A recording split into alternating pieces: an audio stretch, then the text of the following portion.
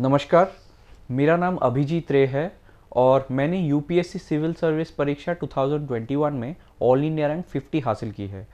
तो मैं आप लोगों के साथ मेरा ऑप्शनल स्ट्रैटेजी शेयर करना चाहता हूँ।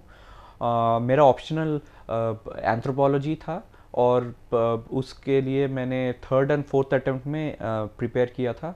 मेरे फर्स्ट टू अटेम्प्ट में ऑल्दो मैं मेंस नहीं दे पाया था, लेकिन मेरा ऑप्शनल इलेक्ट्रिकल इंजीनियरिंग था जो मैंने थर्ड अटेम्प्ट में चेंज कर लिया था। तो ये भी मैं डिस्कस करता हूँ कि मैंने क्यों चेंज किया और मैंने ऑप्शनल में क्या स्ट्रैटेजी रहा। मैंने ड्रास्टिकली अपने मार्क्स थर्ड और फोर्थ अटेम्प्ट के बीच में इम्प्रूव किया था। थर्ड अटेम्प्ट में मेरे 180 के आसपास आया था और इस बार 280 के आसपास आया है। तो मतलब 100 मार्क्स लीप। सो वो कैसे आया ये भी मैं डिस्कस करता हूँ। तो सबसे पहले मैं बता दूं कि मैंने इलेक्ट्रिकल से एंथ्रो क्यों स्विच किया। तो पहली बात तो ये जो टेक्निकल ऑप्शनल्स है उसमें मेरा बैकग्राउंड इलेक्ट्रिकल इंजीनियरिंग है।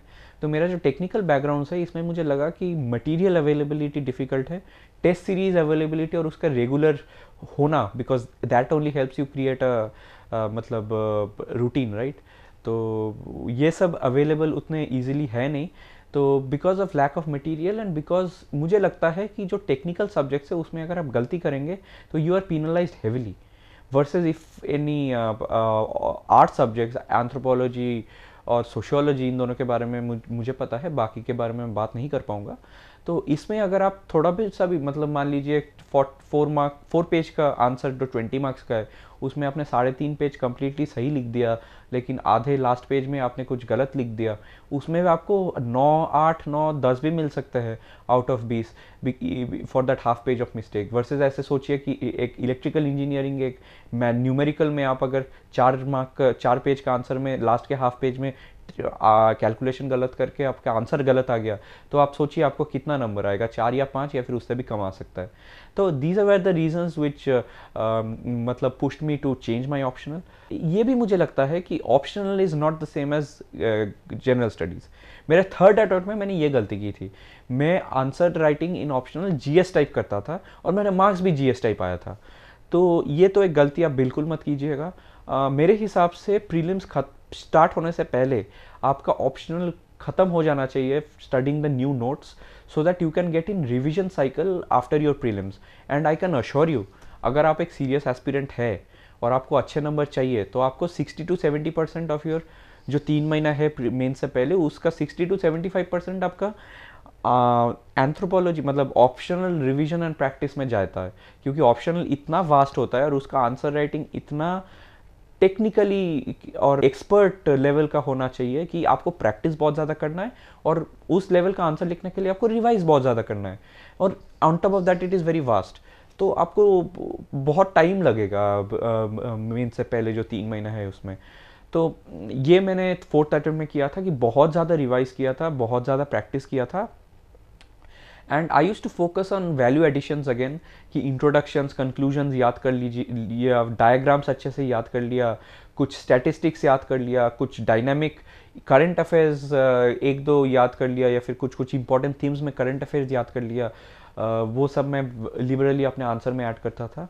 और एक और चीज़ जो मैंने रियलाइज़ किया कि मैंने ऑप्शनल लिया था एंथ्रोपोलॉजी ये सोच के कि इसके क्वेश्चंस तो लगभग प्रेडिक्टेबल होते हैं, बहुत सारे प्रीवियस ईयर से आ जाते हैं, लेकिन 2020 और 2021 अटेम्प्ट में मुझे ऐसा लगा नहीं। क्वेश्चंस बहुत अनप्रडिक्टेबल से हो रहे थे एंड बहुत ज़्यादा ब्रॉड इंफॉर्मेशन नॉलेज चाहिए था। जैसे मैंने आपको बताया कि जॉर्डन पीटरसन सर ने ये बोला था कि if you want to be an expert in this much you need to know very well on this much. तो ये अप्रोच इधर भी एप्लीकेबल है। तो मैंने बहुत ब्रॉड स्टडी किया था। For example amber and amber को कवर करके अपना नोट्स बना लिए थे उससे, या फिर ईपीजी पाठशाला जो गवर्नमेंट का पोर्टल्स में एमए और बीए लेवल के एंथ्रोपोलॉजी नोट्स थे, उसको मैंने अपने नोट्स बना लिया था कोई भी टॉपिक में जिसमें मुझे एग्जिस्टिंग नोट्स में कंफर्ट नहीं लगा था। बाय द वे मेरा थर्ड अटेम्प्ट के बाद मैंने सारा नोट्स फेंक दिया था पुराने वाले, नया से स्टार्ट किया था। तो आई यूज टू रेफर टू वर्णित Negi sir, who was I think 2 or 3 years earlier a topper from anthropology.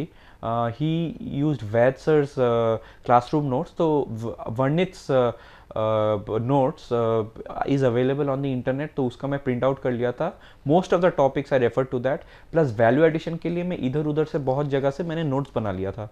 But I ensure that कि वो जो 3 महीना है मेन से पहले, उसमें I never added anything. All the existing that I had, I just revised and practiced because मुझे पता था that is what will give me the best return.